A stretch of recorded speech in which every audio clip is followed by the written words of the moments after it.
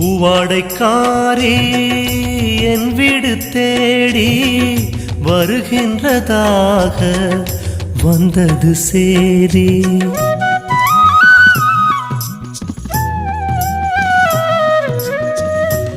பூவாடைக்காரி என் வீடு தேடி வருகின்றதாக வந்தது சேதி. விழிரண்டில் நெய்யூற்றி வழி பார்க்கவா, பூவாகி வழி எங்கும் பதம் தாங்கவா.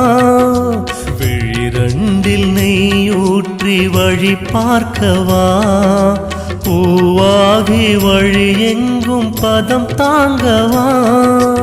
ஆதிசங்கரி அன்னபூரணி வீடு தேடி வருக, ஆதிசங்கரன் பாதியான